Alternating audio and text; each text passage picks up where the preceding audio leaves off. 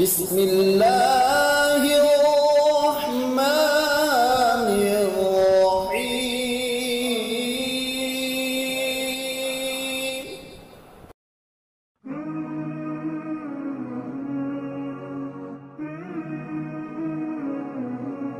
ذكر الإمام ابن القيم رحمه الله تعالى أنه ذكر 10 أمور إذا قام بها الإنسان حمى نفسه وحصن نفسه من الشيطان.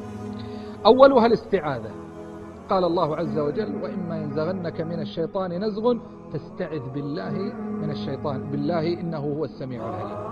الثاني قراءة المعوذتين. قال النبي صلى الله عليه وسلم: من قرأ قل أعوذ برب الفلق وقل أعوذ برب الناس في كل صباح ومساء 3 مرات كفاه الله عز وجل من كل شيء. الأمر الثالث قراءة آية الكرسي.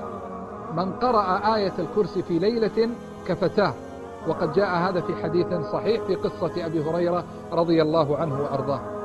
كذلك الأمر الرابع قراءة سورة البقرة. قال صلى الله عليه وسلم: لا تجعلوا بيوتكم قبورا فإن البيت الذي تقرأ فيه سورة البقرة لا يدخله شيطان. قال صلى الله عليه وسلم عن سورة البقرة: إن أخذها بركة وتركها حسرة ولا يستطيعها البطلة. الأمر الخامس قبل أن تنام اقرأ خواتيم سورة البقرة فإنها تكفيك بإذن الله عز وجل. قال صلى الله عليه وسلم: من قرأها في ليلته كفتاه. كذلك قول لا إله إلا الله وحده لا شريك له، له الملك وله الحمد وهو على كل شيء قدير.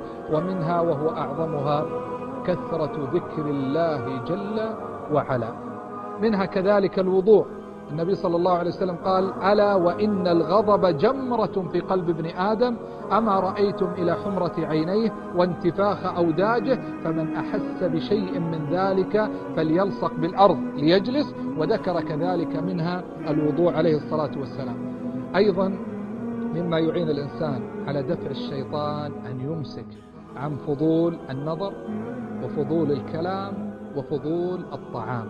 لذلك يقول بعض العلماء: إن مس الشيطان للإنسان يكون في حالتين: في حالة يكون فيها في غاية السرور، أو في حالة يكون فيها في غاية الحزن. التوسط والاعتدال في كل حياتنا مطلوب، في أكلنا، في شربنا، في تعاملنا، في أخلاقنا. التوازن مطلوب، وخير الأمور أوسطها كما أمر الله جل وعلا سبحانه وتعالى. فالوسط خير في كل حياتنا، فالزموا الوسط فإنه الطريق الذي يحبه الله ويرضاه رسوله صلى الله عليه وسلم.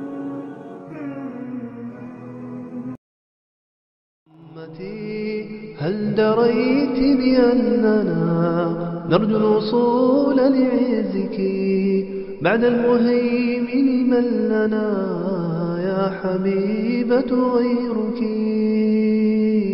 ابنك من يحوط حياضك، من يموت لأجلك، من يطير لموته، كل خب مشرك. شوقه كالحميم المختزل للجهاد ولم يزل باحثا عن سؤله كي يضمد جرحك. أمتي ها هم أبناؤك ملأ سجود عداتك، قد تضاءل عندهم بطش العدو لبابك. هجروا من ثرى أوطانهم، طوردوا بشبابهم، مزقت أجسادهم، كل ذا من أجلك. انصغت في الدجى أسماعهم هيعة أو فزعة، قد سروج ديادهم وارتموا كنيازك. كل ما ترتجيه الأسد أن تنصري يا غاليا، إن حفظت قدرهم ترجعي